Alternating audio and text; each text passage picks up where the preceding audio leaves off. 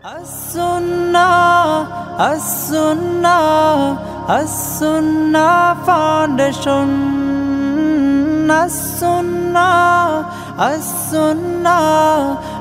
As-Sunnah Foundation. আসসালামু আলাইকুম ওয়া রাহমাতুল্লাহি ওয়া বারাকাতুহু। আলহামদুলিল্লাহ ওয়াসসালাতু ওয়াসসালামু আলা রাসূলিল্লাহ বা'দ। সুপ্রিয় দর্শক শ্রোতা ভাই বোন, দেশ কিংবা প্রবাস যে যেখান থেকে দেখছেন, আপনাদের সকলকে সাদর আমন্ত্রণ জানাচ্ছি আস-সুন্নাহ ফাউন্ডেশনের স্টুডিও থেকে। আপনারা দেখছেন আস-সুন্নাহ ফাউন্ডেশন আয়োজিত সাপ্তাহিক সরাসরি প্রশ্ন উত্তরমূলক অনুষ্ঠান শরীআই সমাধানের 242তম পর্ব।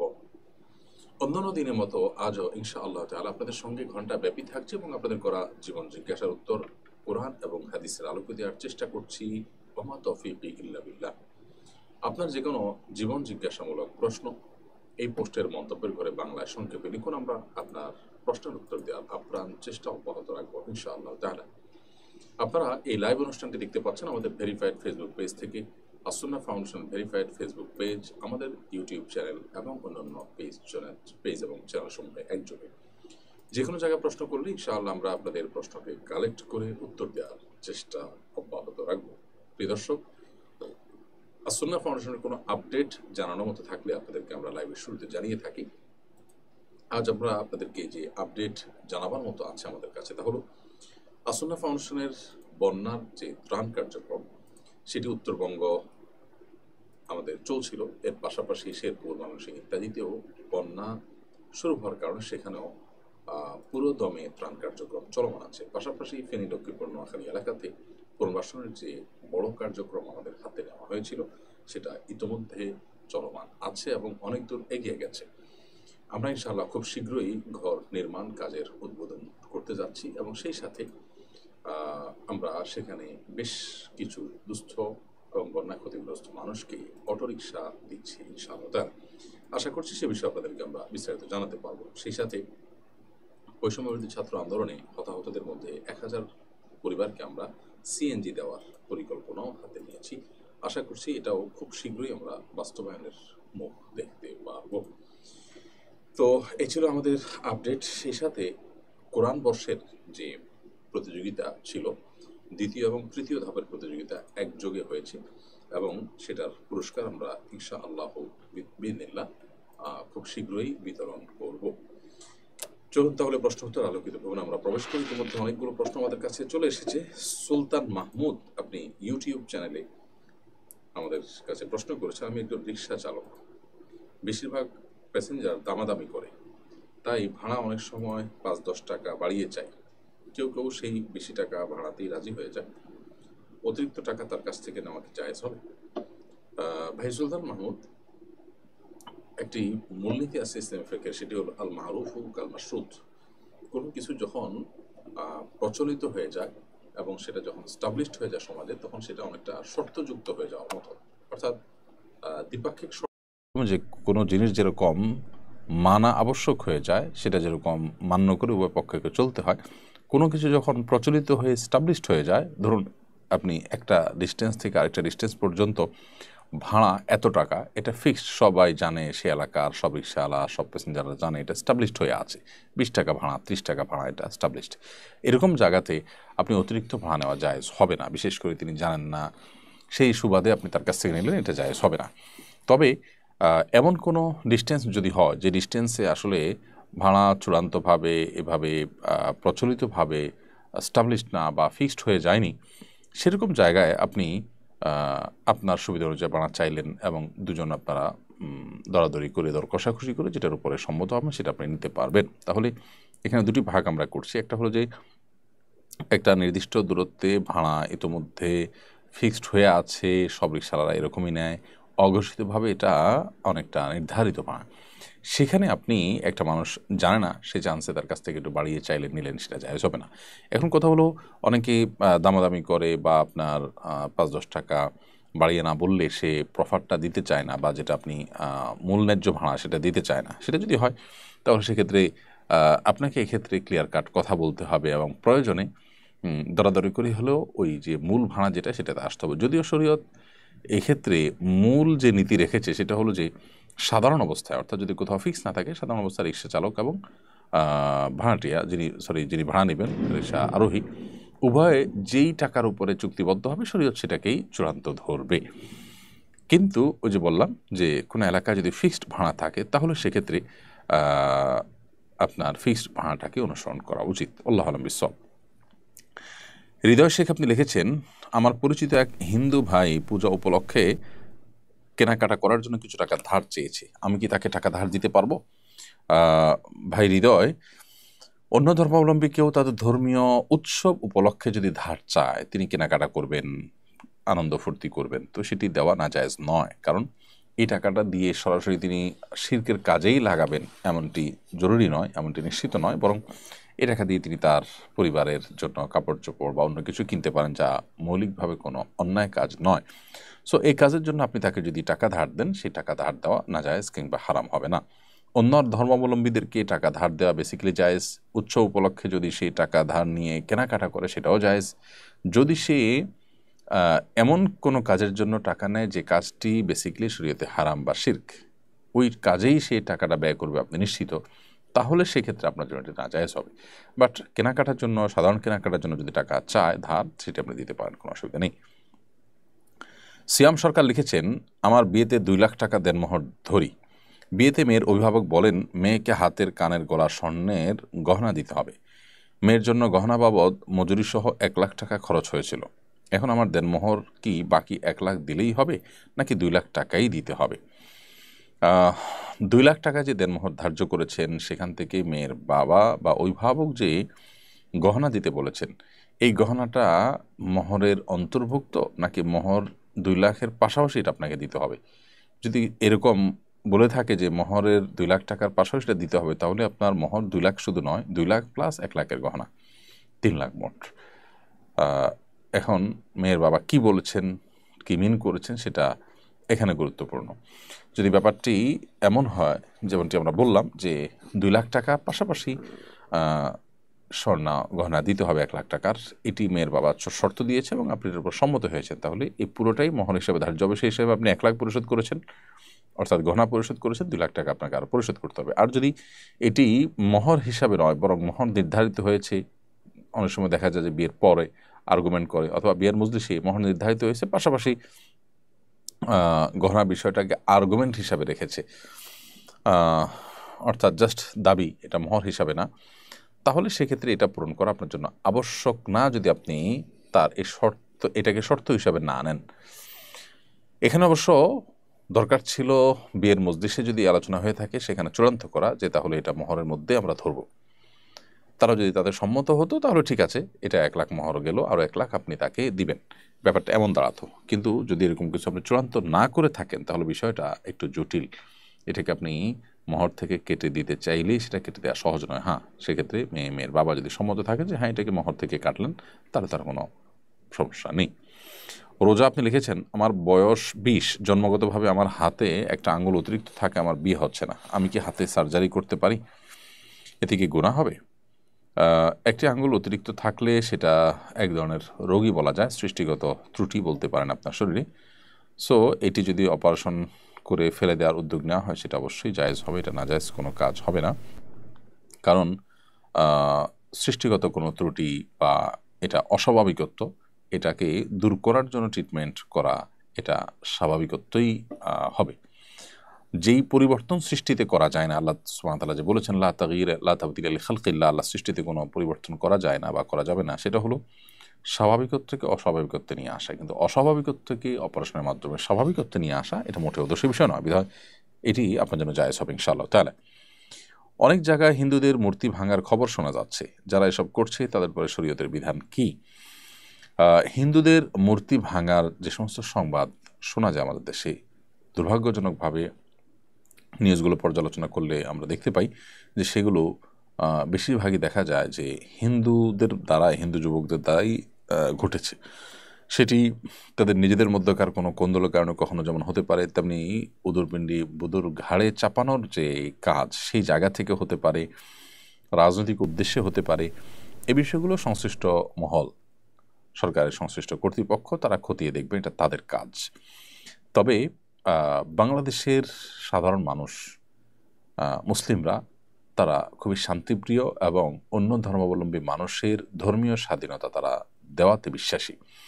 ইসলামও অন্য ধর্মের মানুষের ধর্মীয় উপাসনালয় কিংবা তাদের মূর্তি প্রতিমা বা তাদের এ জাতীয় কোনো কিছুতে কোনো প্রকার আঘাত করবার নির্দেশটা আমাদেরকে দেয় না, বরং নিষেধ করে।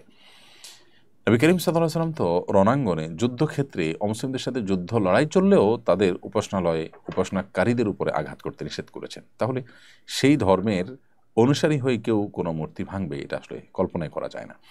বাংলাদেশের মানুষ যে পরিমাণ শান্তিপ্রিয় এবং যে পরিমাণ সম্প্রীতি বজায় রাখতে বদ্ধপরিকর এবং রাখার ঐতিহ্য বাংলাদেশে রয়েছে, এই ঘটনার সাথে মুসলিম যুবকরা জড়িত সেটি একান্ত যদি কখনো পাওয়া যায় তাহলে সেটি বলতে হবে যে নিছকই বিচ্ছিন্ন ঘটনা কিংবা কোনো রাজনৈতিক উদ্দেশ্য প্রণোদিত। তারপরও কোনো মুসলিম যদি এটি করেন তার জেনে রাখা উচিত যে কাজটি গর্হিত, কাজটি অন্যায়। ইসলাম তাকে সে রাইট বা অধিকার দেয়নি। তিনি দাওয়াতি কাজ করবেন, কিন্তু অন্য ধর্মাবলম্বীদের ধর্মীয় কাজে হস্তক্ষেপ করার অধিকার তাকে দেওয়া হয়নি। আল্লাহ সুবহানাহু ওয়া তাআলা বলেছেন লা ইকরাহা ফিদ্দীন, ধর্ম গ্রহণের ক্ষেত্রে কোনো প্রকার জোর জবরদস্তি চলবে না, যে আমি জোর করে একটা কিছু চাপিয়ে দিলাম, সেটা করা যাবে না। একে তানিম আপনি লিখেছেন, আমাদের সময় ইমাম মাহদির আগমন ঘটলে আমাদের করণীয় কি, আমরা কিভাবে তার দলে যোগদান করব এবং কিভাবে বায়াত গ্রহণ করব। ইমাম মাহদির আগমন ঘটার আগে পৃথিবীতে আরও কিছু ঘটনা ঘটবে, দাজ্জাল, ইয়াজুজ মাজুজ, অনেক কিছু ঘটবে পৃথিবীতে। তো ইমাম মাহদির আগমন এর আগের সেই বিষয়গুলো যেহেতু ঘটেনি, অতএব এখন হঠাৎ করে ইমাম মাহদি এসে যাবে ব্যাপারটা সেরকম না। কিন্তু আপনি যেহেতু জানতে চেয়েছেন, আমরা মূল বিষয়টা বলতে পারি যে ইমাম মাহদির আগমন যদি ঘটে তাহলে সেক্ষেত্রে আমাদের কাজ হবে কি।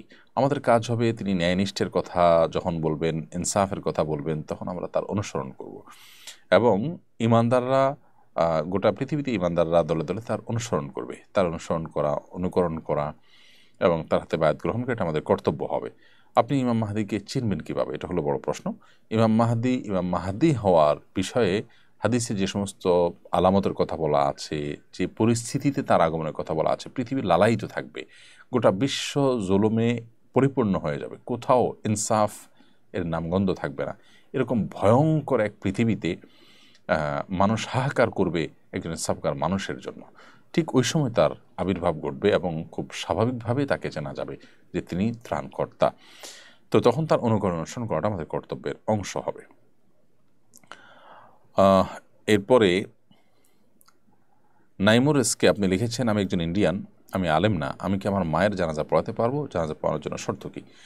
হ্যাঁ ভাই নাইমুর, আপনি আপনার মায়ের জানাজা পড়তে পারেন, যদিও জানাজা পড়াতে পারেন, যদিও জানাজার সম্পর্কে অনেক ওলামা ইকরাম, ফোকাহ হানাফ সহ অন্য ওলামা ইকরামের মত হলো যে স্থানীয় ইমাম সাহেব যিনি, তিনি পড়ানোর জন্য অগ্রাধিকার তার, কিন্তু অভিভাবক যদি পড়াতে চান তিনি পড়াতে পারবেন।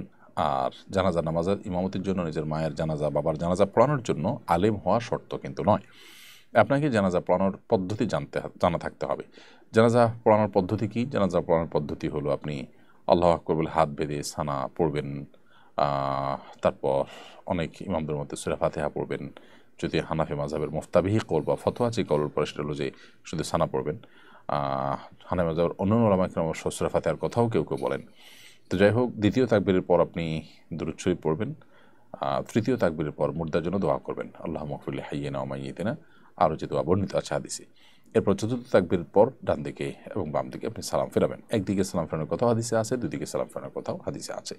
বাস এই নিয়ম যদি আপনার জানা থাকে, এই নিয়মের ভিত্তিতে আপনি ইমামতি করতে পারবেন। এর জন্য বিশেষ আর কোনো যোগ্যতার প্রয়োজন নেই। বাংলাদেশের যে কোনো সিনেমা মুক্তির জন্য একটা কর্তৃপক্ষের অনুমোদন লাগে। আগে সেই কর্তৃপক্ষের নাম ছিল সেন্সর বোর্ড, এখন এর নাম পরিবর্তন হয়েছে সার্টিফিকেশন বোর্ড। এই কর্তৃপক্ষ সিনেমায় কোনো আপত্তিকর দৃশ্য বা প্রাপ্তবয়স্কদের উপযোগী কন্টেন্ট থাকলে সিনেমার মুক্তি আটকে দিত। এবার এই প্রতিষ্ঠানে এরকম একটি দৃশ্য সংবলিত সিনেমা মুক্তি দিচ্ছে। পত্রিকার ভাষ্যমতে মুক্তি পাচ্ছে দেশের প্রথম অ্যাডাল্ট ফিল্ম। বিষয়টা কীভাবে দেখছেন? এ বিষয়ে বার্তা 24, প্রথম আলো সহ বিভিন্ন গণমাধ্যমে নিউজ হয়েছে। আমরা যতটুকু দেখেছি তার ভিত্তিতে আমি বলতে পারি খুবই দুর্ভাগ্যজনক একটি ঘটনা ঘটতে যাচ্ছে। নতুন বাংলাদেশে অনেক কিছুরই পরিবর্তন হবে স্বাভাবিক, কিন্তু সেই পরিবর্তনটা মানুষ আশা করে জনগণের চিন্তা ভাবনার আলোকে যেন পরিবর্তন হয়, অর্থাৎ পরিবর্তনটা যেন জন আকাঙ্ক্ষার বিরুদ্ধের কোনো পরিবর্তন না হয়। বাংলাদেশের মানুষ আসলে এই ধরনের সেন্সরহীন, অর্থাৎ আপনার তথাকথিত অ্যাডাল্ট ছবির মুক্তি এদেশের সাধারণ মানুষ চায় কিনা, যিনি নিজে এগুলো দেখেন তিনিও চান কিনা যে সমাজে এগুলো অবারিত থাকুক বা এগুলোর বাধা না থাকুক, এটা চায় কিনা। এর উত্তর হলো যে আপনি আপনার নিজের বিবেককে জিজ্ঞেস করলে দেখতে পাবেন যে আসলে বাংলাদেশের সাধারণ মানুষ নিজে যাই হোক না কেন, বাংলাদেশে এরকম কোনো কিছু হোক সেটা মানুষ চায় না। পৃথিবী কি করছে না করছে, পৃথিবী কোথায় আছে, তার চাইতে বড় কথা হলো যে এদেশের মানুষ কি চাচ্ছে। যদি সেটা আমাদের উন্নতি অগ্রগতির পথে কোনো বাধা না হয়, তাহলে কোনো আকাঙ্ক্ষাকে শ্রদ্ধা দেখানো উচিত। এবং আমাদের এদেশের মানুষের যে ধর্মীয় মূল্যবোধ আছে, আমি শুধু মুসলমানদের কথা বলছি না, মুসলমান, হিন্দু, খ্রিস্টান, বৌদ্ধ, সবার ধর্মীয় মূল্যবোধের পরিপন্থী বিষয়টি। দুর্ভাগ্যজনকভাবে যে ছবিটা মুক্তি পেতে যাচ্ছে, ছবিটা যে বর্ণনা পত্রপত্রিকার মাধ্যমে উঠে আসছে যে এটা অ্যাডাল্টরা দেখতে পারবে, শিশুদের জন্য উপযোগী নয়, কোনো কোনো জায়গায় ছবিটার নাম সম্ভবত ভয়াল বা এরকম কিছু, সেই কারণে মিন করা হয়েছে, আবার কোথাও কোথাও পরিষ্কার লেখাই হয়েছে। তো এ বিষয়ে সংশ্লিষ্ট কর্তৃপক্ষকে আমরা আরও দায়িত্বশীল আচরণের কথা বলবো এবং আমরা আহ্বান করব তারা যেন এ জাতীয় কোনো কিছু না করেন, যাতে তথাকথিত অ্যাডাল্ট ছবি মুক্তি পাবে এবং সেখানে আপত্তিকর দৃশ্যগুলো চলে যাবে, সেন্সর হবে না। এটা কোনো অবস্থাতে বাংলাদেশের সর্বস্তরের মানুষ মেনে নেবে না।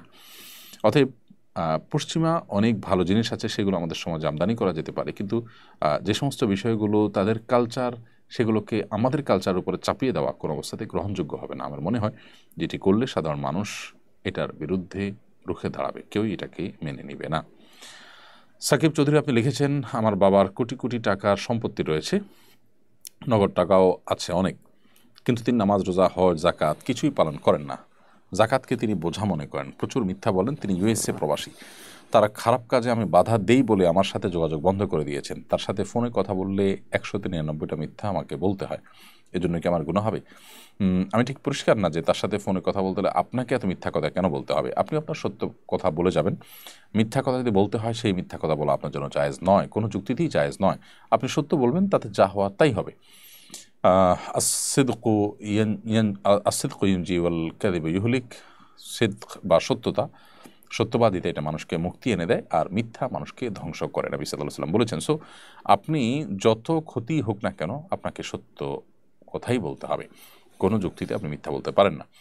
আর তিনি বাবা হিসাবে যত অন্যায় কাজ করুক না কেন, আপনি তার সাথে দুর্ব্যবহার করবেন না। আপনি আপনার জায়গা থেকে কথা বলবেন, খোঁজ খবর নেবেন, সন্তান হিসাবে আপনার দায়িত্ব আপনি পালন করার চেষ্টা করবেন, তাকে সদুপদেশ দেওয়া অব্যাহত রাখবেন, অন্য কারোর মাধ্যমে উপদেশ দেওয়াবেন, আল্লাহর কাছে দোয়াও করবেন, কিন্তু সেই সাথে আপনার তার সাথে যে সাধারণ কানেকশন আছে, সাধারণ যোগাযোগ আছে, সেটা অব্যাহত রাখতে হবে। এমডি সাকিব, আপনি লিখেছেন, আমরা নোয়াখালীতে থাকি, এখানকার স্থানীয়। আমার বাবার ঢাকায় একটা ফ্ল্যাট আছে, সেখানে আমার ভাই থাকে। আমরা সেখানে মাঝে মধ্যে যাই। সেখানে গেলে কি আমাদের কসর আদায় করতে হবে? আমরা সেখানে থাকি না, মাঝে মধ্যে যাই। ভাই সাকিব, আপনি যদি নোয়াখালীর বাসিন্দা হয়ে থাকেন, সেখানে আপনি বসবাস করেন, সেখানে আপনার ঠিকানা থাকে, তাহলে সেক্ষেত্রে ঢাকায় আপনার বাবার ফ্ল্যাটে আপনার ভাই ভাড়া নিয়ে থাকেন বাবা থেকে, অথবা তাকে দিয়েছেন বাবা, এটা তার বাসা হিসাবে ইউজ হচ্ছে, এরকম যদি হয়, তাহলে ঢাকা আসলে আপনি অবশ্যই মুসাফির থাকবেন, বিকজ এটি আপনার নিজের বাসা নয়। আর যদি এটি আপনার দোনো ভাইয়ের যৌথ বাসা, এক অংশ আপনার, এক অংশ তার, আপনার অংশ খালি পড়ে থাকে, আপনি আসলে সেখানে থাকেন, এটা আপনার একটা হোমের মতো, তাহলে আপনি পুরো নামাজ পড়বেন। আপনার প্রশ্ন থেকে বোঝা যাচ্ছে সেরকম কিছু নয়, বরং পুরো ফ্ল্যাটটা ভাই থাকেন, আপনি জাস্ট ভাইয়ের বাসায় গেস্ট হিসাবে এসে থাকেন, তাহলে সেক্ষেত্রে আপনি মুসাফির হিসাবে কসর নামাজ পড়বেন, এখানে পুরো নামাজ পড়বেন না। এরপরে প্রশ্ন হলো, দিন দিন ইসরায়েলের দৌরত্ব বেড়েই চলেছে, ফিলিস্তিনের বাইরেও তারা থাবা বসাচ্ছে, লেবাননের পর বৈরুতেও হামলা করেছে। এদের দৌরাত্ম্য রোখার জন্য মুসলমানদের করণীয় কি বলে মনে করেন? দুর্ভাগ্যজনক যে আসলে মুসলমানদের করণীয় আমরা আর কত বলবো, আর মুসলিম মিল্লাতের, মুসলিম উম্মার কি করণীয় আছে সেটি বোধ হয় আর কারোর বলে দেওয়ার অপেক্ষা রাখে না। আমরা জানি যে রাষ্ট্রটির আশেপাশে সবগুলো মুসলিম রাষ্ট্র ঘিরে আছে। দুর্ভাগ্যজনক মুসলমানদের যারা নেতৃত্বে আছে, যারা মুসলমানদের রাষ্ট্র পরিচালনার কাজে নিয়োজিত আছে, তারা বেশিরভাগই মুসলমানদের যে কনসার্ন আছে, তাদের যে চিন্তা চেতনা আছে, তাদের যে আদর্শ আছে, সেগুলার বিরুদ্ধে তারা কাজ করে। মুসলমানদের উচিত তাদেরকে রুখে দেওয়া, মুসলমানদের চিন্তা চেতনা বাইরে অন্য চিন্তা চেতনা রাষ্ট্রের চেতনা হিসাবে স্টাবলিশ করা, এটা রীতিমতো তাদের সাথে বেইমানি করা সামিল। তথাকথিত গণতন্ত্রের নামে এই বেইমানি কিন্তু আজ চলছে এবং এটি স্টাবলিশড হয়ে আছে। তো আশেপাশের রাষ্ট্রগুলো বা গোটা বিশ্বের মুসলমানরা যদি একযোগে এদের বিরুদ্ধে সর্বোচ্চ শক্তি নিয়ে সোচ্চার হয়, তাহলে তাদের মুহূর্তের মধ্যেই তাদের থেমে যেতে হবে, থেমে যেতে তারা বাধ্য।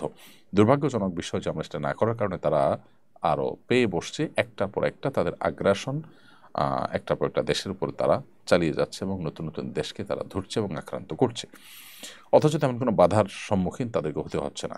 আমরা সাধারণ মানুষ তাদের যে সমস্ত পণ্যগুলো আছে এগুলো সর্বশক্তি দিয়ে বয়কট করব।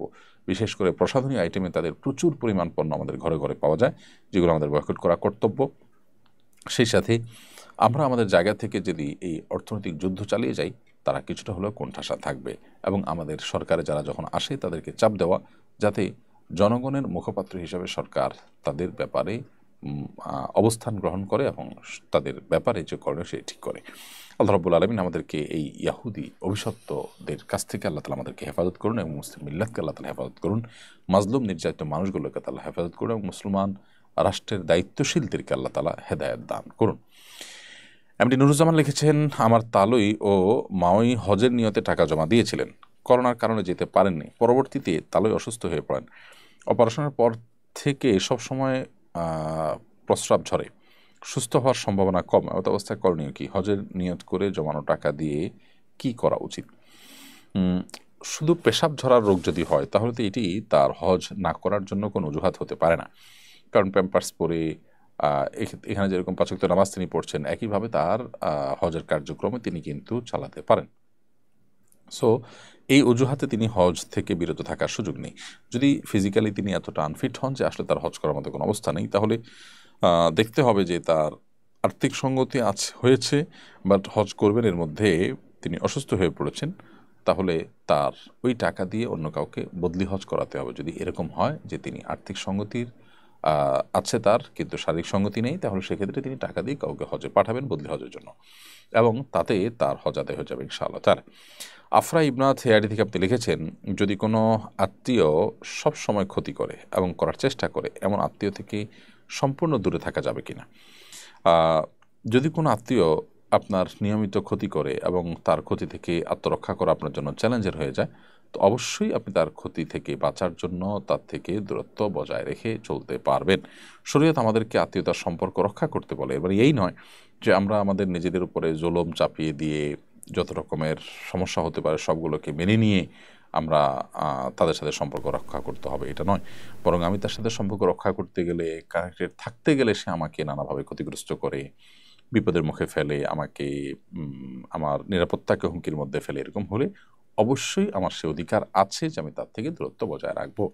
প্রয়োজনে দূর থেকে তার সাথে যোগাযোগ করা বা তার খোঁজ খবর নেওয়া, আত্মীয় হিসাবে তার কল্যাণকামী হওয়া, সে কাজগুলো আমি করব। এরপরে প্রশ্ন হলো, ঢাকা শহরে একটু বৃষ্টি হলেই জলাবদ্ধতা তৈরি হয়, অনেক সতর্ক থাকার পরও অনেক সময় কাপড়ে পানি লাগে, এই পানির বিধান কি? ঢাকা শহরে বৃষ্টি সামান্য হলেই যে জলাবদ্ধতা তৈরি হয়, এটি আমাদেরই হাতের কামাই বা ফসল। এখানে আমাদের যারা দায়িত্বশীল আছে তাদের যেমন ত্রুটি আছে, সাধারণ মানুষ হিসেবে আমাদেরও ত্রুটির জায়গা আছে। তারপরও মূল মাসালা যেটি আপনি জানতে চেয়েছেন যে এই বদ্ধ পানি যদি শরীরে লাগে, কাপড়ে লাগে, নাপাক হবে কিনা, উত্তর হলো না। সাধারণত এটি প্রবাহমান পানির মতো, যখন অনেক পানি থাকে, পুরো রাস্তা ডুবে থাকে, রাস্তার বড় অংশ ডুবে থাকে, তখন এই পানি নাপাক পানি হিসাবে ধর্তব্য হবে না, যদিও ড্রেনের পানি, সাধারণ পানি সব একাকার হয়ে আছে। কারণ হলো প্রবাহমান পানি, এটাতে যদি কোথাও নাপাক দেখা যায় দৃশ্যমান, তাহলে তার আশপাশের পানিগুলো নাপাক থাকে, সবগুলো পানি নাপাক হয়ে যায় না। যার কারণে এই জায়গায় পানি মানে কাপড় বা শরীর লাগলে আপনার নাপাক হবে না এই পানি।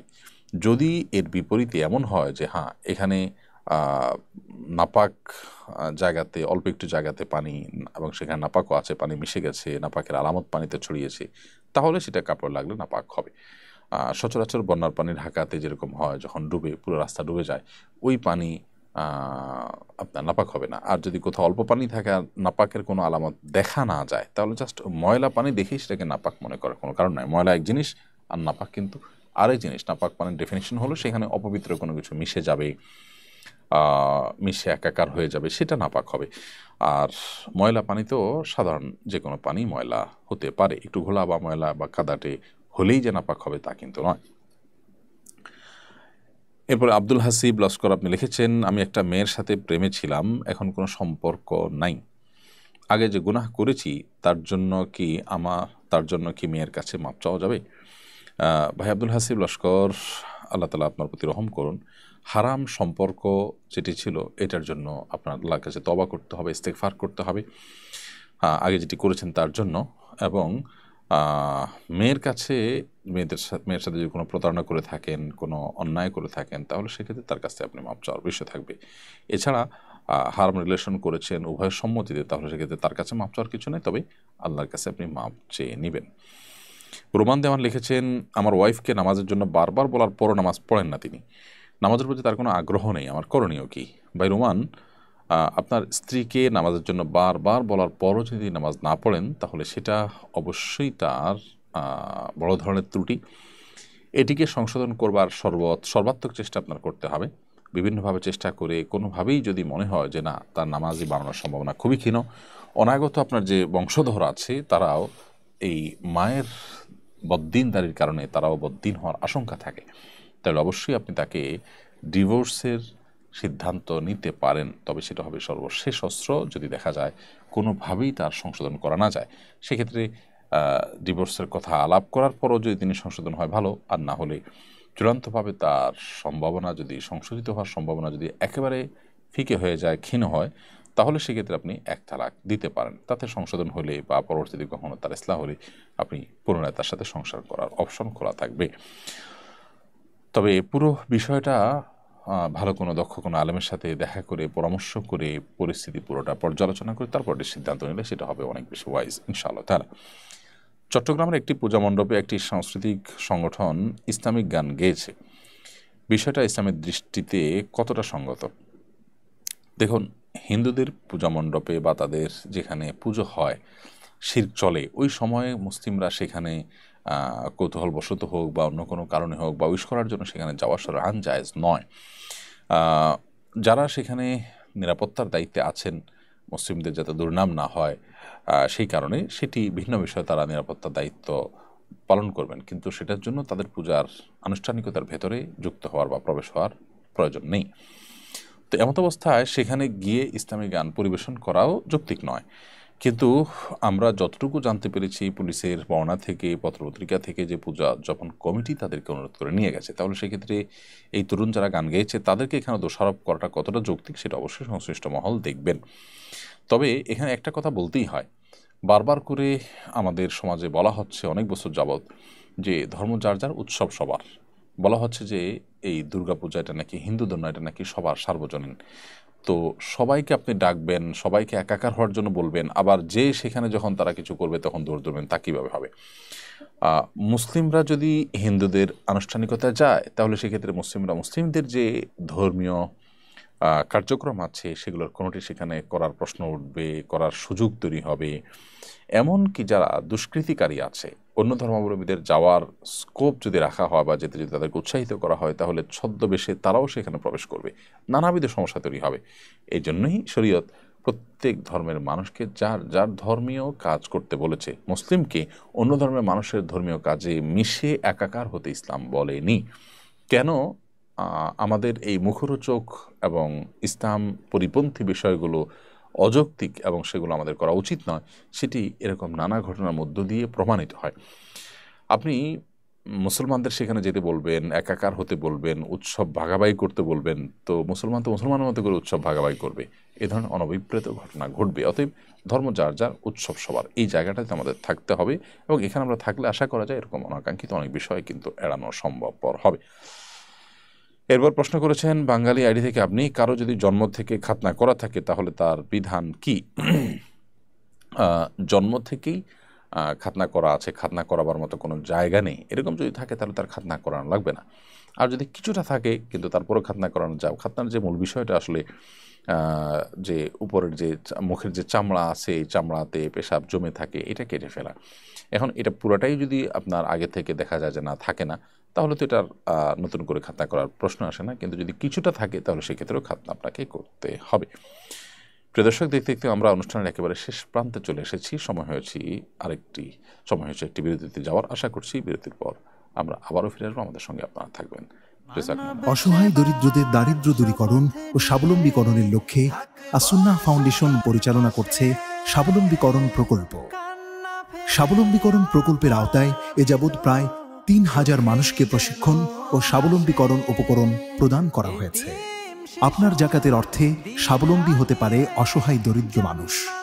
আসুন্নাহ ফাউন্ডেশনের জাকাত তহবিলে জাকাত পাঠাতে ভিজিট করুন www.asunnahfoundation.org/donate/zakat।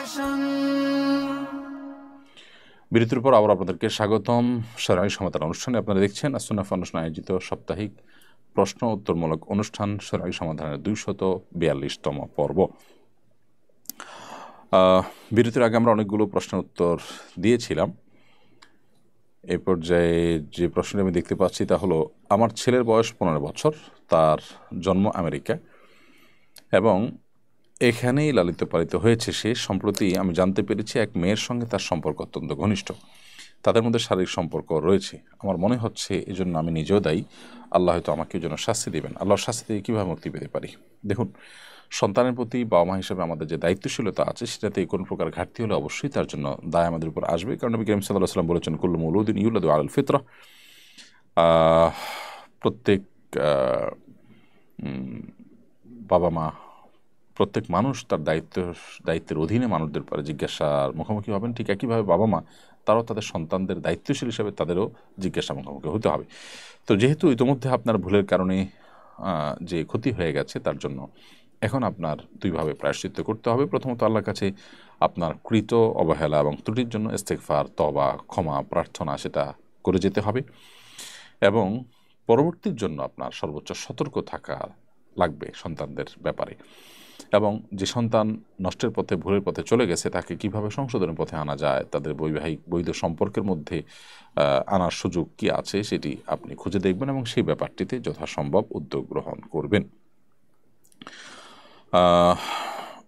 এর মাধ্যমে আশা করা যায় আল্লাহ তাআলা আপনাকে দায়মুক্ত করবেন ইনশাআল্লাহ তাআলা।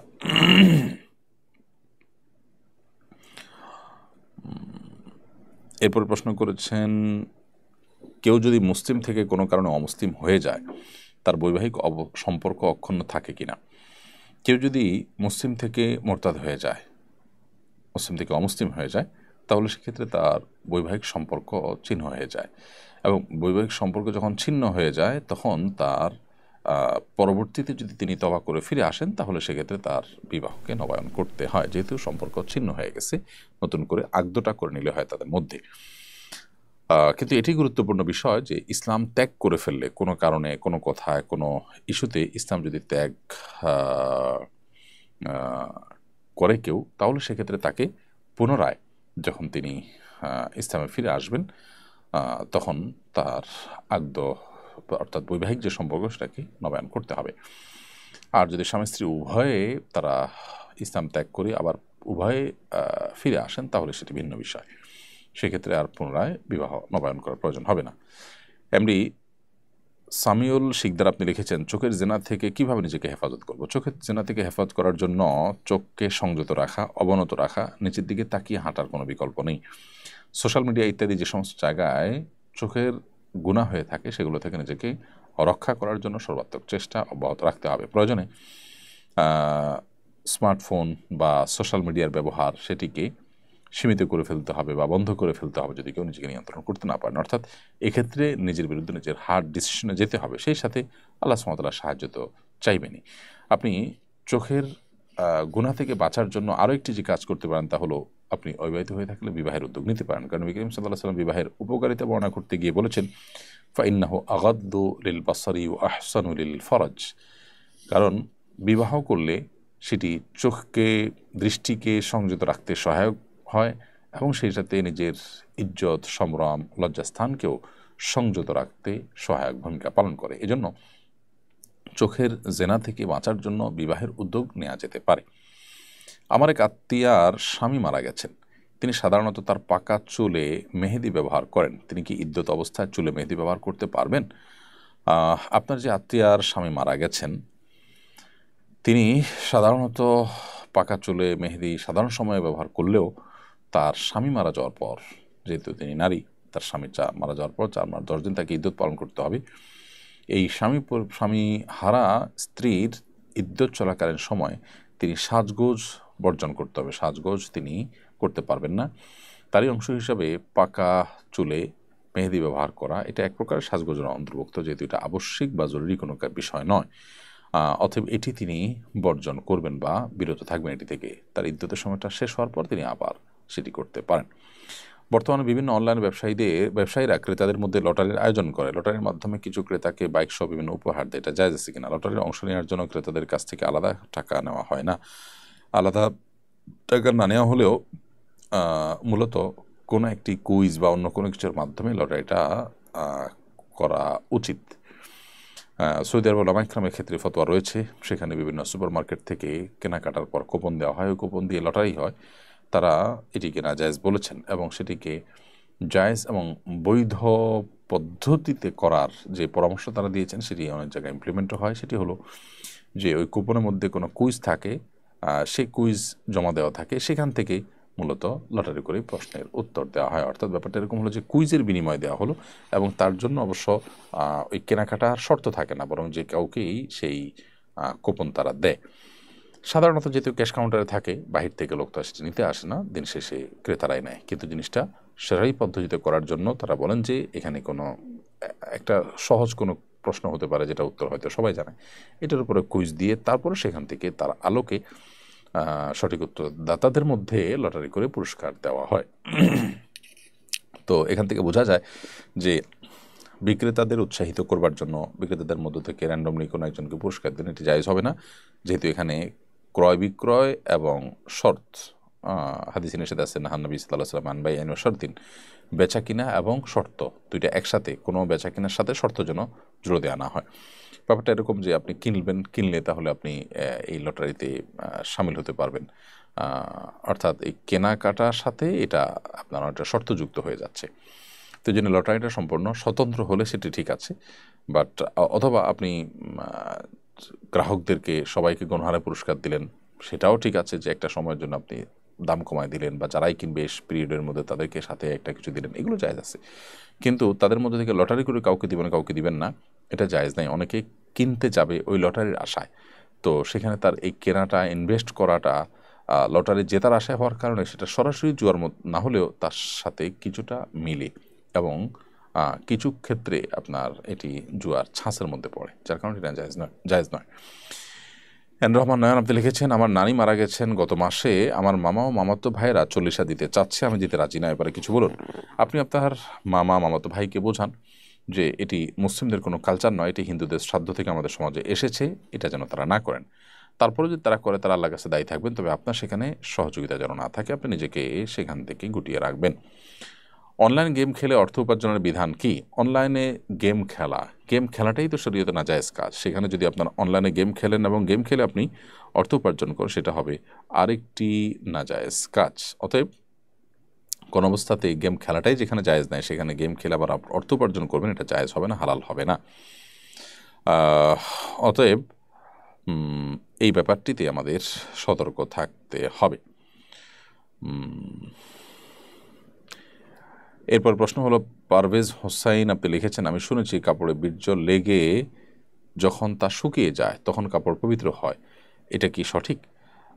বীর্য লেগে সেটা যদি শুকিয়ে যায়, অনেক ওলামাদের মতে সেটি আপনার যদি খোঁচা দিয়ে ফেলে দেওয়া হয় তাহলে সেটা পাক হয়ে যাবে।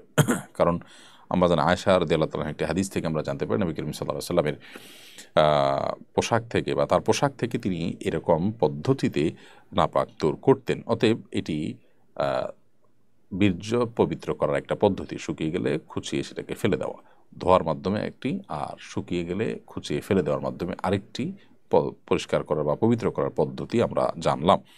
এটি নবী করিম সাল্লাল্লাহু আলাইহি সাল্লামের আমল থেকে বা আয়েশা রাদিয়াল্লাহু তাআলা আমল থেকে প্রমাণিত। তবে এর মানে এই নয় যে শুকিয়ে গেলে সেটা পাক হয়ে যায়, না, শুকিয়ে গেলে পাক হওয়ার বিষয়টি সঠিক নয়। শুকিয়ে গেলে সেটা খুঁচিয়ে ফেলে দিলে তারপর সেটি পবিত্র ধরা যায়। এরপর প্রশ্ন হলো, আমরা দুজন জন্মগতভাবে মুসলিম ছিলাম, পরবর্তীতে আমরা দুজনেই ধর্মত্যাগ করি, নাউজুবিল্লাহ। তারপরে আমরা ব্রিটিশ আইন অনুযায়ী বিয়ে করেছি, যেহেতু আমরা তখন মুসলিম ছিলাম না সেহেতু আমাদের বিয়ে ইসলামিক রীতি অনুযায়ী হয়নি। 2 বছর পর আমার স্বামী ইসলাম গ্রহণ করেন, এর কয়েক মাস পর আমি ইসলাম গ্রহণ করি। প্রশ্ন হলো, আমাদের বিয়ে কি বৈধ হয়েছে? যদি তা না হয় তাহলে এখন আমাদের করণীয় কি? দেখুন, স্বামী স্ত্রী উভয় অমুসলিম থাকা অবস্থায় বিয়ে হয়েছে, এরপর তারা ইসলাম গ্রহণ করেছেন, এরকম হলে তাদের বিবাহ নবায়ন করতে হয় না। তাদের সে বিবাহ আগের যে বিবাহ সেটার উপরে থাকে। কিন্তু যদি দুজন মুসলিম থাকেন, মুসলিম থাকার পর কোনো একজন মোরতাদ হয়ে যান বা উভয় মোরতাদ হয়ে যান, তখন তাদের সম্পর্ক সেই দৃষ্টিকোণ থেকে ছিন্ন হয়ে যায়, নতুন করে তাদের বিয়ে বসতে হয়। দুজন অমুসলিম ছিলেন, অমুসলিম অবস্থা বিয়ে হয়েছে, এখন মুসলমান হয়েছেন, তাহলে সেক্ষেত্রে বিবাহ নবায়ন করতে হবে না যদি উভয়ে মুসলমান হন নতুন করে। এবং যদি ব্যাপারটা এমন হয় যে আপনি বৈবাহিক সম্পর্ক আগে ছিল না, যখন আপনি মুসলমান ছিলেন তখন ছিল, মাঝে আবার মোরতাদ হয়ে গেছেন, মোরতাদ হয়ে আবার ফিরে এসেছেন, তাহলে সেক্ষেত্রে মাসালাটা কিছুটা ভিন্নতর হবে। বাট আপনার এই মাসালাটি একেবারে পরিষ্কার যে আপনাদের বিয়ে যখন হয়েছে তখন আপনারা কেউ মুসলমান ছিলেন না, মোরতাদ ছিলেন, দিনের প্রতি বিশ্বাস ছিল না। পরবর্তীতে আল্লাহ আপনাদেরকে হেদায়েত যেহেতু দিয়েছেন, অতএব আপনারা উভয়ে যদি একসঙ্গে বা উভয়ে যদি কাছাকাছি সময় আপনারা ইসলাম গ্রহণ করে থাকেন, তাহলে সেক্ষেত্রে আগের ব্যাপারে উপরে বলবৎ থাকবেন। সাহাবা ইকরামের অনেকেই তারা ইসলাম ধর্ম গ্রহণ করার আগেই বিবাহ করেছিলেন, সেই ব্যাপারের উপরে তারা বলবৎ ছিলেন যখন তারা স্বামী স্ত্রী ইসলাম গ্রহণ করেছেন। ইসলাম তাদেরকে নতুন করে বিবাহ করতে নির্দেশ করেনি। TF জিদান আপনি লিখেছেন, বর্তমানে অনেককে দেখছি কোনো একটা প্রোডাক্ট সেলের মাধ্যমে ফ্রি উমরার জন্য লটারি কুপন দেয়, এটা সঠিক কিনা? একটু আগে আমরা যে উত্তর দিয়েছি সেই উত্তরটি এখানে প্রযোজ্য, মেহরবানি করে একটু শুনে নেবেন। এরপরে আব্দুস সাত্তার শেখ সাকিব আপনি লিখেছেন, আমি একজন আনসার বিডিপির সদস্য, আমাকে জিজ্ঞাসা করা হয়েছিল পূজার ডিউটি করব কিনা, আমি রাজি হয়েছি, আমার গুনাহ হবে কিনা। দেখুন, সাধারণ অবস্থাতে একজন মুসলিম অন্য ধর্মাবলম্বীদের কোনো শিরকের কাজে সহযোগী হবে না, কিন্তু তাদের সেই কাজে কেউ বাধা সৃষ্টি করে মুসলিমদের দুর্নাম করতে পারে, মুসলিমদের ক্ষয়ক্ষতির মধ্যে ফেলতে পারে, সেই জায়গা থেকে তাদের নিরাপত্তা দেওয়া বা কোনো প্রকার সেখানে অপ্রীতিকর ঘটনা যেন ঘটতে না পারে তার জন্য সতর্ক থাকাটা নিষিদ্ধ নয়। আপনি সেই দৃষ্টিকোণ থেকে সেই নিয়তে যখন এটি করবেন সেটি আপনার জন্য নাজায়েজ হবে না। এবারে শহীদুল ইসলাম শহীদ লিখেছেন, কারোর সাথে উঠা বসা, মুসাফা এবং খাওয়া দাওয়া করলে ইমান চলে যায় কি? না, কারোর সাথে উঠা বসা, মুসাফা বা খাওয়া দাওয়া করলে ইমান যাবে কেন? এমনকি যদি অমুসলিমের সাথেও উঠা বসা হয়, মুসাফা হয়, খাওয়া দাওয়া হয়, তাহলে সেক্ষেত্রেও ইমান যায় না। হিন্দুদের মধ্যে জাতফাতের ব্যাপার আছে যে মুসলমানের ঘরে খেলে গেলে জাত চলে যায় ইত্যাদি ইত্যাদি, মুসলমানদের মধ্যে এরকম কোনো ধারণা নেই। নবী করিম সাল্লাল্লাহু আলাইহি সাল্লাম ইয়াহুদির বাসায় গিয়েছেন, তাদের দাওয়াত গ্রহণ করেছেন, খেয়েছেন, তাদের সাথে বসে খাবার গ্রহণ করেছেন, এগুলো কোনোটাই যদি তার জন্য অসুবিধা না হয় তাহলে সেক্ষেত্রে আমরা কেন সেটাকে সমস্যা মনে করব? অবশ্যই এটি ঈমান যাওয়ার মতো কোনো বিষয় নয়। গফরুল ইসলাম বিজয় আপনি লিখেছেন, নাপাক অবস্থায় দোয়া করলে দোয়া কবুল হবে কিনা? নাপাক অবস্থায় দোয়া করলেও দোয়া কবুল হবে। দোয়া এত জরুরি একটি বিষয় যে শরীয়ত এটার জন্য ওযু বা পবিত্রতাকে শর্ত হিসাবে আরোপ করেনি। নামাজের জন্য যেরকম ওযু করতে হবে, দোয়ার জন্য আপনাকে কিন্তু ওযু করতে হবে না। বিনা ওযুতে আপনার দোয়া কবুল হবে। এমনকি গোসল ফরজ হয়েছে, কেউ এই সময় যদি আল্লাহর কাছে মনে মনে দোয়া করে, জায়েজ আছে। অর্থাৎ দোয়া করার জন্য অপবিত্রতা শর্ত নয়।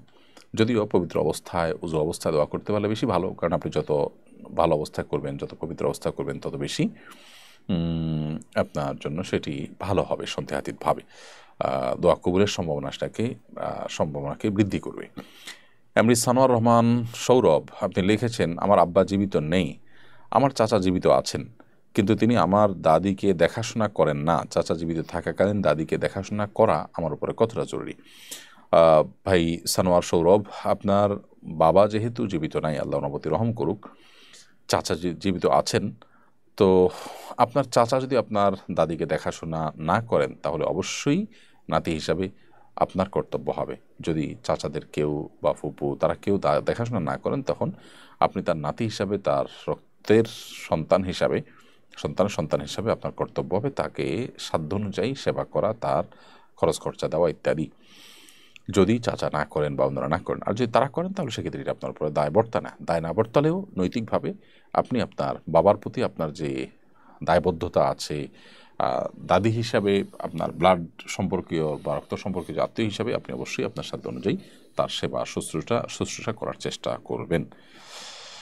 এরপর শরীফা সুলতানা অনি আপনি লিখেছেন, মাসিক অবস্থায় কি ঘুমানোর আগে সূরা মুলক পড়া যাবে? মাসিক অবস্থায় ঘুমানোর আগে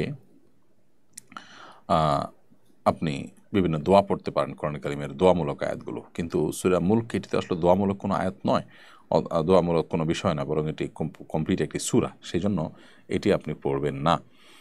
অনেক উলামা ইকরাম যদিও বলেছেন যে সকাল সন্ধ্যার আমল বা ছোটোখাটো আমল হিসাবে যেগুলো পড়া হয়, যেগুলো তেলাওয়াতের অংশ হিসাবে পড়া হয় না, সেগুলো জায়েজ আছে। এমডি জোবাই লিখেছেন, আলেমদের মতের অমিল থাকলে সাধারণ মানুষের করণীয় কি? সাধারণ মানুষ উলামা ইকরামের মতের মধ্যে যদি কোনোটা সঠিক কোনোটা বেঠিক নিরূপণ করার মতো সুযোগ থাকে তারা করতে পারেন, অবশ্যই তারা সঠিকটা গ্রহণ করবেন, কিন্তু এটাকে কেন্দ্র করে তারা নিজেদের মধ্যে দলাদলি করা বা এক আলেমের অনুসারী হয়ে অন্য আলেমের বিরুদ্ধাচরণ করা বা তার হক নষ্ট করা, তার সাথে খারাপ আচরণ করা, এই জাতীয় বিষয়গুলো অবশ্যই নাজায়েজ কাজ এবং গুনাহের কথা। আজকাল আমরা অনেক সাধারণ মানুষ আছি যারা দিনের কাজ মনে করে এ ধরনের কাজে লিপ্ত হই এবং পরস্পরের মধ্যে কাদা ছোড়াছড়িতে আমরা লেগে যাই, যেটা সাধারণ মুসলমান হিসেবে আমাদের করা উচিত নয়।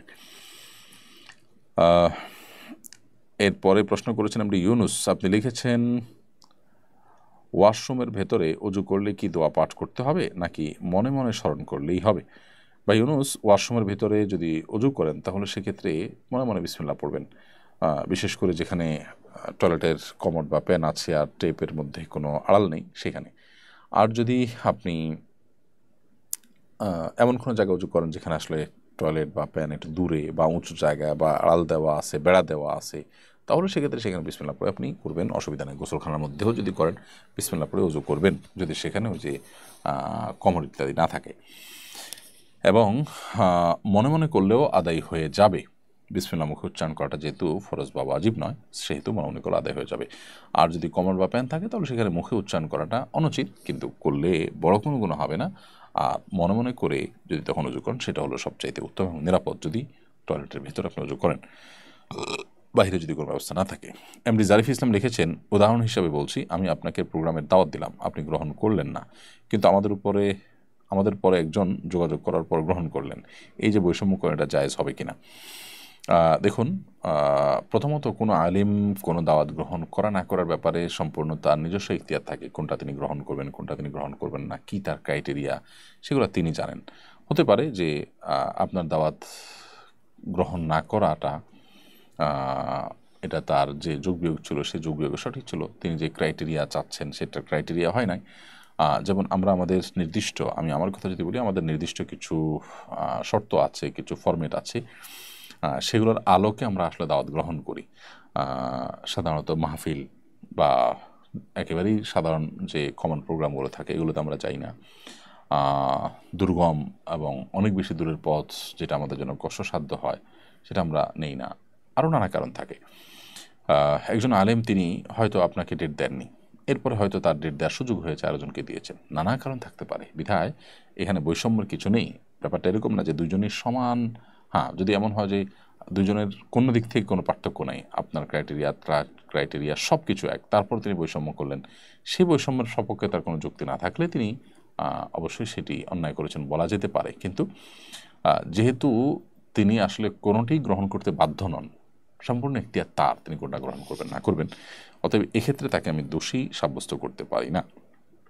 সুজন খান আপনি লিখেছেন, সম্প্রতি আমার একজন নিকটাত্মীয় মারা যাওয়ার পর জানাজা নামাজ 2 বার পড়ানো হয়, একটি শরীয়তের নিয়মে অপরটি মারেফতের নিয়মে। প্রশ্ন হলো, শরীয়ত, মারেফত, হাকিকত, তরিকত এসব আসলে কি, এসবের বিধিমালা কি ভিন্ন? না, আল্লাহ নবী সাল্লাল্লাহু আলাইহি ওয়াসাল্লাম যে দিন এনেছেন সে দিনের মধ্যে ভিন্নতর কোনো বিধিমালা নেই, বরং গবেষণাগত দিক থেকে কোনো স্কলাররা নবী সাল্লাল্লাহু আলাইহি ওয়াসাল্লাম হাদিস থেকে কোনোটা বুঝেছেন, একজন আরেকটা বুঝেছেন, এরকমটি হতে পারে, কিন্তু টোটাল সিস্টেমটাই শরীয়তে একরকম, মারেফতে আরেক রকম, এরকম কোনো লেয়ারে শরীয়তকে ভাগ করা হয়নি। নবী করিম সাল্লাল্লাহু আলাইহি ওয়াসাল্লাম বলেছেন, তারাকতুকুম আলা আরদিন বাইদা লাইলুহা কানাহারিহা, আমি তোমাদেরকে একটি সুস্পষ্ট সাদা শুভ্র ভূখণ্ডের উপর রেখে গেলাম যার রাত এবং দিন সমান। অতএব এখানে নবী সাল্লাল্লাহু আলাইহি ওয়াসাল্লাম যে দিন রেখে গেছেন সেটা দিনের আলোর মতো পরিষ্কার, সেখানে কোনো ধোঁয়াশা নেই যে একটা শরীয়ত পদ্ধতি হলো, আরেকটা মারেফাত পদ্ধতি হলো, আরেকটা পদ্ধতি তিনি বলে গেছেন এমন না, বা এক পদ্ধতিতে হয় না সেজন্য আমরা আরেক পদ্ধতিতে করব, মোটেও সঠিক নয়। মারিফত শব্দের অর্থ হলো চেনা, আল্লাহকে চেনা। তো আমাদের দেশে কিছু মানুষ যারা নফস এবং প্রবৃত্তির পুজো করতে চায়, মনে যা খুশি তা করতে চায়, তারা মারিফতের নাম দিয়ে প্রত্যেকটা জিনিসকে মনে মনে করার চেষ্টা করেন। নবী সাল্লাল্লাহু আলাইহি ওয়াসাল্লাম ফিজিক্যালি নামাজ পড়েছেন, কিন্তু আপনি মারিফতের দাবিদার, আপনি মনে মনে নামাজ পড়ছেন। এটি ভণ্ডামি এবং সুস্পষ্টভাবে বিভ্রান্তি। অতএব জানাজা একটা পদ্ধতিতে হবে, একাধিক পদ্ধতিতে নয়। জায়েদ আইডি থেকে আপনি লিখেছেন, আমার ইমান দুর্বল হয়ে গেছে, করণীয় কি? কোরআনে কারীম বেশি বেশি করে অর্থ সহকারে পড়ুন, আল্লাহর আয়াত এবং নিদর্শনগুলোকে নিয়ে বেশি বেশি ভাবুন, অধ্যয়ন করুন, ইমান বৃদ্ধিতে এটি সহায়ক। সঞ্জিদা সুলতানা লিখেছেন, আমার আম্মু অসুস্থ, আপনার কাছে আমার আম্মুর জন্য দোয়া করার অনুরোধ করছি, আল্লাহ তালা আপনাকে নেখায়াত দান করুন। সঞ্জিদা সুলতান, আল্লাহ তালা আপনার মাকে পরিপূর্ণ শেফায়ে কামেলা আজেলা সুস্থতা এবং আরোগ্য দান করুন, আমরা মনে প্রাণে সেটি দোয়া করছি। নাসিরউদ্দিন বাপ্পি লিখেছেন, বিয়ের প্রয়োজন বোধ করছি, বাসায় কিভাবে বলবো? আমার জন্য দোয়া করবেন, আল্লাহ যেন বিয়েটা সহজ করে দিন। আপনি আপনার উপার্জনের কাজটি জোরালোভাবে, শক্তিশালীভাবে কাজটি করতে থাকুন। অবসর সময় কাটাবেন না, একাকিত্ব নির্জনের সময় কাটাবেন না। সোশ্যাল মিডিয়া ইত্যাদি যে সমস্ত জায়গায় আপনার নজর হেফাজত করা কঠিন হয়, সেগুলো থেকে বের হয়ে আসবেন। প্রয়োজনে সেট চেঞ্জ করে বাটন ফোনে চলে যাবেন, সোশ্যাল মিডিয়ার অ্যাপগুলো ডিলিট করে ফেলবেন।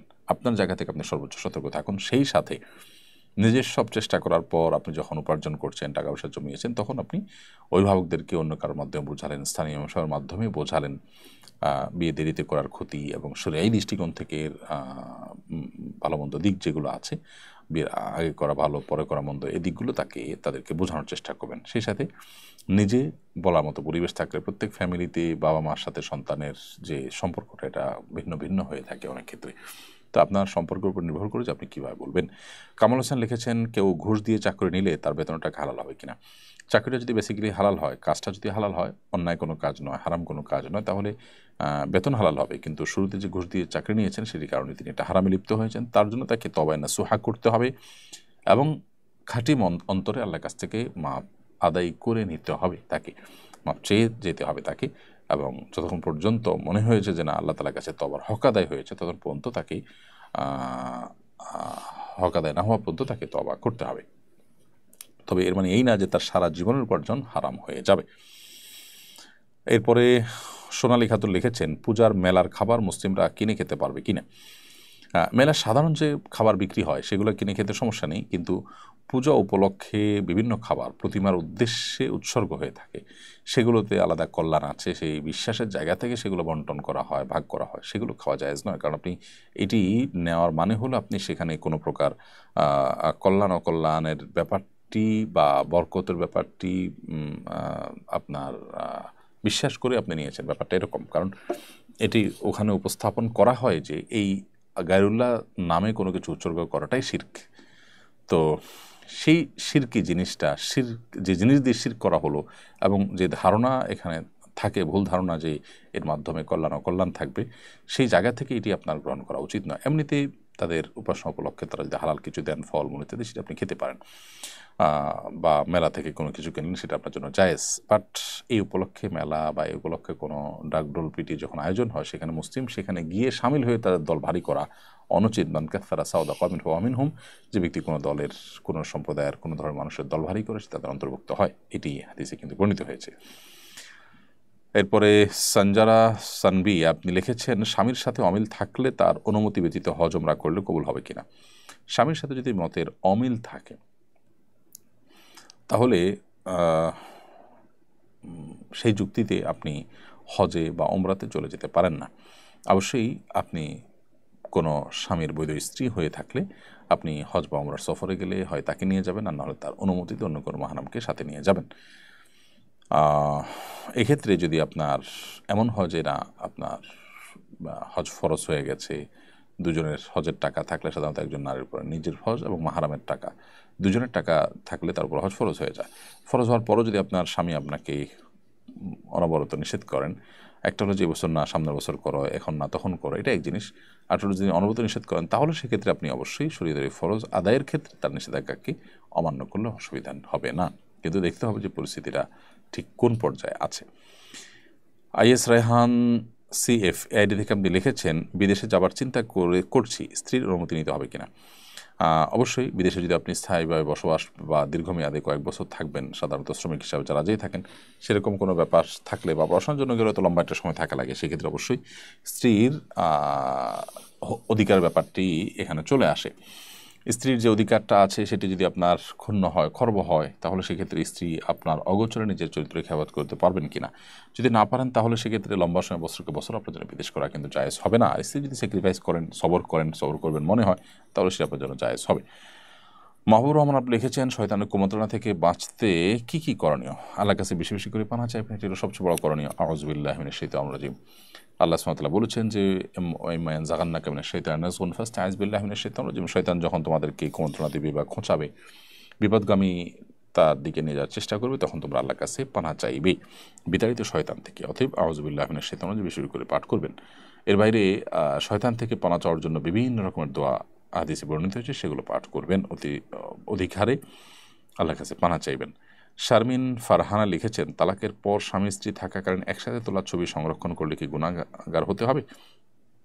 এটি যদি ফটোগ্রাফিক্যাল ছবি হয়, মোবাইলের ভিতরে সংরক্ষিত বা কোনো ডিভাইসে সংরক্ষিত, প্রিন্টেড না, তাহলে এটি রাখা যেতে পারে, বিশেষ করে যদি এটি বেহাত হওয়ার বা অন্য কারোর চোখে পড়ার বা পর্দাহীনতার আশঙ্কা না থাকে, তাহলে সেটি আপনি করতে পারেন। যদিও অনেক উলামায়ে কেরাম এই ফটোগ্রাফিক্যাল ছবিও প্রয়োজন ছাড়া তোলাকে নাজায়েজ বলেছেন। সেই হিসাবে এটি না রাখলে বা না তুলতে পারলে তাকওয়ার নিকটবর্তী হয়, যেহেতু মতপার্থক্যের ঊর্ধ্বে আপনি উঠতে পারলেন। বাট আমি মৌলিকভাবে প্রিন্টেড না হলে এই ছবি, যেগুলো ফটোগ্রাফিক ছবি আছে, সেই ছবি এটাকে হারাম মনে করি না। যে সমস্ত উলামায়ে কেরাম হারাম মনে করেন না, তাদের মতটি আমার কাছে শক্তিশালী মনে হয়। সেই দৃষ্টিকোণ থেকে বলেছি যেটি জায়েজ আছে, যদি অন্যদের চোখে পড়ে পর্দাহীনতার আশঙ্কা না থাকে। জিয়াউর রহমান লিখেছেন, আমার আম্মুর নাম মাসুমা বেগম, মাসুমা নামটি বলা জায়েজ আছে কিনা? মাসুমা মানে আসলে নিষ্পাপ নারী। এখানে হয়তো আপনার অর্থে কি জানি, রূপক অর্থে তিনি সতী সাধ্বী অর্থে ধরা যায়, সেই অর্থে এটা জায়েজ আছে। সাধারণত নামের যে অর্থ, এটা শিরকপূর্ণ যদি না হয় বা খুব বেশি গর্হিত সেই দৃষ্টিকোণ থেকে না হয়, তাহলে এটা জায়েজ আছে। আমাদের কারোর নাম দেখা গেল মাহমুদ মানে প্রশংসিত, তিনি আসলে প্রশংসিত না, এমনও তো হতে পারেন, তাই বলে তার নামটা রাখা না জায়েজ হবে না। সেই জায়গা থেকে আপনার মায়ের নাম মাসুমা বেগম রাখা না জায়েজ হবে না ইনশাআল্লাহ। উম্মাইরা আঞ্জুম আপনি লিখেছেন, স্বামীর মঙ্গল কামনা যদি নফল রোজা রাখতে চাই, ঠিক জায়েজ হবে? হ্যাঁ, অবশ্যই। স্বামীর কল্যাণ যেন হয়, তার মঙ্গল যেন হয়, সেজন্য আপনি নফল রোজা রাখলেন, নফল কোনো আমল করলে সেটি জায়েজ আছে। এমডি রিয়াজুল ইসলাম লিখেছেন, বাংলা অক্ষরে কোরআন মজিদ পড়া যাবে কিনা? বাংলা অক্ষরে আপনি উচ্চারণ দেখে দেখে কোরআনে কারিম তেলাওয়াত করলে সেটি জায়েজ হবে না। সারা বিশ্বের সব উলামায়ে উপরে একমত। কারণ পৃথিবীর কোনো ভাষাই অন্য ভাষার উচ্চারণ দিয়ে পরিপূর্ণভাবে উচ্চারণ করা যায় না। বিশেষ করে কোরআনের ক্ষেত্রে যেহেতু আল্লাহর কালাম বিকৃতির আশঙ্কা থাকে, সেজন্য উলামায়ে এটিকে নিষেধ করেছেন। আপনি প্রয়োজনে বাংলা অর্থ পড়ে আল্লাহ কি বলেছেন সেই মেসেজগুলো, সেই বার্তাগুলো গ্রহণ করবেন, অথবা আপনি সেখানে কোরআনে কারিমের তেলাওয়াত শুনবেন, অথবা নিজে শুদ্ধ করার জন্য চেষ্টা করবেন, কিন্তু বাংলা উচ্চারণ দেখে দেখে কোরআন তেলাওয়াত করবেন না। এরপরে মোহাম্মদ আজিজুল ইসলাম আপনি লিখেছেন, আমার বাড়ি ঢাকা থেকে অনেক দূরে, এখন আমি ঢাকায় আছি 3 মাসের জন্য, এখন কি আমি মুসাফির হিসাবে গণ্য হব? ঢাকা থেকে যেহেতু আপনার বাড়ি সফরের দূরত্বে 70-75 কিলোমিটারের বেশি, তো আপনি ঢাকায় যেহেতু আছেন 3 মাসের জন্য, অতএব আপনি এখানে মুসাফির হিসাবে গণ্য হবেন না। 3 মাস এখানে থাকবেন কোনো কাজে, একটা গন্তব্য, একটা ঠিকানা আপনার এখানে আছে, তাহলে আপনি এখানে মুসাফির হিসাবে গণ্য হবেন না। স্বপন আহমেদ আপনি লিখেছেন, শরীরের ট্যাটু আঁকা কি জায়েজ আছে? না, শরীরের ট্যাটু আঁকা জায়েজ নেই। নবী করিম সাল্লাল্লাহু আলাইহি ওয়াসাল্লাম বলেছেন, লাআনাল্লাহুল ওয়াশিমা ওয়াল মুস্তাওশিমা, যারা উল্কি আঁকে বা অঙ্কন করে দেয়, তাদের উপর আল্লাহ তাআলা লানত বর্ষিত হয়। ট্যাটুটা তার চেয়ে আর ভয়াবহ বিষয়, এবং বিশেষ করে এটি একবার অঙ্কন করার পর শরীর থেকে এটি রিমুভ করা অলমোস্ট অসম্ভবের মতো ব্যাপার হয়ে যায়। উজুর ব্যাপার থাকে। অনেক কোম্পানি ট্যাটুর ব্যবসা করে, তারা নিজেরা ফতোয়া দেন যে ট্যাটু আঁকলে নাকি উজু হয়। চামড়ার উপরে আলাদা প্রলেপ পড়ে যাওয়ার কারণে মূলত অজু হবে না। অতএব এ ব্যাপারে সতর্ক থাকতে হবে, এটি জায়েজ নয়। আবুল কালাম আজাদ লিখেছেন, মসজিদে প্রতি শুক্রবারে ফজরের সালাতে সূরা ইয়াসিন আংশিক তেলাওয়াত করার বিশেষ কোনো ফজিলত আছে কিনা? না, বিশেষ কোনো ফজিলত নেই। সূরা ইয়াসিন এমনি অন্য 10টা সূরার মতো, সূরা ইয়াসিনের ফজিলত সংক্রান্ত হাদিসগুলো দাঈফ সূত্রে বর্ণিত। আজান বিন নাজমুল আয়াত লিখেছেন, আমার অনেক রাগ, আমার বাচ্চাটাকে আমি প্রচুর মারি, মারার পরে কান্না করি, কিন্তু কন্ট্রোল করতে পারি না, প্লিজ পরামর্শ দিবেন। আপনি কোনো সাইকিয়াট্রিস্টের শরণাপন্ন হন, আমার মনে হয় আপনি মানসিক কোনো ডাক্তার দেখানো প্রয়োজন, সেই সাথে রুকিয়াও আপনি সমান্তরালভাবে করুন। আল্লাহ আপনাকে হেফাজত রাখুন। আল রাফির আম্মু আপনি লিখেছেন অ্যাডি থেকে, কোনো মেয়ে যদি প্রাপ্তবয়স্ক হওয়া সত্ত্বেও তার পরিবার থেকে বিয়ে না দেয়, এতে কি মেয়েটার কোনো গুনাহ হবে? প্রাপ্তবয়স্ক হওয়া সত্ত্বেও যদি পরিবার বিয়ে না দেয়, গড়িমসি করে, সেক্ষেত্রে মেয়ের কোনো দায় থাকবে না। কিন্তু মেয়ে যদি নিজের চরিত্র হেফাজত করা অসম্ভব হয়, তাহলে সেক্ষেত্রে তার নিজের বিয়ের উদ্যোগ নিতে হবে তাকে। আবু সালেহ মোহাম্মদ লিটন লিখেছেন, জয়েন্ট পরিবারে আমার স্ত্রী ছাড়া কেউ পর্দা করে না, এর জন্য আমার করণীয় কি? আপনি নিজে নিজের চোখকে হেফাজত করবেন যথাসম্ভব, এবং আপনার স্ত্রীকেও অন্যদের গায়ে মানা পুরুষদের নজর থেকে বাঁচানোর জন্য নানামুখী পথ আপনাকে অবলম্বন করতে হবে। একান্ত অসম্ভব হলে আপনি পৃথক হয়ে যেতে হবে। তারপরও পর্দার বিধানকে কোনোভাবে লঙ্ঘন করা যাবে না। নয়নতারা লিখেছেন, স্বামী সন্তান যেন সবসময় ভালো থাকে, তার জন্য কি দোয়া আছে? তার জন্য কি কোনো দোয়া আছে? সাধারণভাবে আল্লাহর কাছে দোয়া করবেন, আল্লাহ যেন নিরাপদ রাখেন। সকাল সন্ধ্যার দোয়াগুলো তাদেরকে পড়াবেন, নিজে পড়বেন, ইনশাআল্লাহ এর মাধ্যমে আল্লাহ তাআলা তাদেরকে সেফ রাখবেন। শায়লা ফারজানা লিখেছেন, স্বামী স্ত্রীর মধ্যে খুব বাজে রকমের ঝগড়া বিবাদ শুরু হলে করণীয় কি? আল্লাহর কাছে পানা চাইবেন। আউযুবিল্লাহি মিনাশ শাইতানির রাজিম পড়লে সাধারণত রাগ কমে যায়। রাগ হলে যে আমলগুলো আছে করণীয়, ওযু করা, বসা অবস্থায় থাকলে শুয়ে যাওয়া, অথবা দাঁড়ানো অবস্থা থাকলে বসে যাওয়া, কোনো জায়গায় থাকলে সেই জায়গা থেকে বের হয়ে যাওয়া বা সরে যাওয়া, এগুলো রাগ প্রশমিত হতে সহায়ক হয়, সেগুলো করবেন। কারি মোহাম্মদ ফেরদাউস ইসলাম লিখেছেন, সব কিছু ঠিক রেখে প্যান্ট শার্ট পরে অফিস করা জায়েজ আছে কিনা? আমি সব কিছু ঠিক রেখে মানে বুঝিনি। প্যান্ট শার্ট যদি পরেন আর প্যান্ট যদি টাকার নিচে না যায়, কোনো অসুবিধা নেই অফিস করতে। ইফাত বিনতে মাথিন লিখেছেন, 25 থেকে 30 বছর বয়সে যদি চুল পেকে যায়, তাহলে চুলে কোনো কালার দেওয়া যায় আছে কিনা? না, আপনি কালার দিতে পারবেন, তবে ব্ল্যাক কালার নয়। আপনি মেহেদির কালার বা অন্য কোনো কালার দিতে পারবেন। মোহাম্মদ আয়াতুল্লাহ আল মারুফ লিখেছেন, সকালে ফজরের নামাজের পর ঘুমানোর পর ইসলাম কি বিধান কি? অনুত্তম, সুন্নার খেলাফ। কিন্তু কোনো কারণে যদি কেউ রাতে ডিউটি করে থাকেন, দেরিতে ঘুমিয়ে থাকেন বা অসুস্থ থাকেন, তার জন্য এটি নাজায়েজ কিংবা হারাম নয়। তবে সুন্নাহ হলো সকালে না ঘুমানো। নবী সাল্লাল্লাহু আলাইহি ওয়াসাল্লাম সাধারণত সকালে ঘুমাতেন না। প্রিয় দর্শক, দেখতে দেখতে আমরা অনুষ্ঠানের একেবারে শেষ প্রান্তে চলে এসেছি। 1 ঘন্টার বেশি সময় আজ হয়ে গেছে এবং প্রায় 70টির কাছাকাছি প্রশ্ন উত্তর আজকে আমরা দেওয়ার চেষ্টা করেছি। ইন আসাবতু ফামিন আল্লাহ, যদি সঠিক কিছু বলে থাকি এটি আল্লাহর তরফ থেকে, আল্লাহ তাআলার সাহায্যে আল্লাহ বলিয়েছেন। ওয়াইন আখতাতু ফামিন্না মিনাশ শাইতান, যদি ভুল কিছু বলে থাকি আমার এবং শয়তানের তরফ থেকে। আল্লাহ রাব্বুল আলামিন আমাদেরকে কোরআন এবং হাদিসের আলোকে আমাদের জীবনকে আলোকিত করার তৌফিক দান করুন, সমৃদ্ধ করার তৌফিক দান করুন। দুনিয়া আখিরাতের সার্বিক কল্যাণ, সর্বাঙ্গীন মঙ্গলের পথে আল্লাহ তাআলা আমাদেরকে পরিচালিত করুন, হাঁটার তৌফিক দান করুন। আজ এ পর্যন্ত, ইনশাআল্লাহ দেখা হবে, কথা হবে আগামী সপ্তাহে ঠিক একই সময়। সে পর্যন্ত সকলের সুস্বাস্থ্য এবং নিরাপত্তা আল্লাহর কাছে কামনা করে আজকের মতো এখানে শেষ করছি। জাযাকুমুল্লাহু খাইরান, আসসালামু আলাইকুম ওয়া রাহমাতুল্লাহি ওয়া বারাকাতুহু। আসুন্নাহ ফাউন্ডেশন, উম্মার স্বার্থে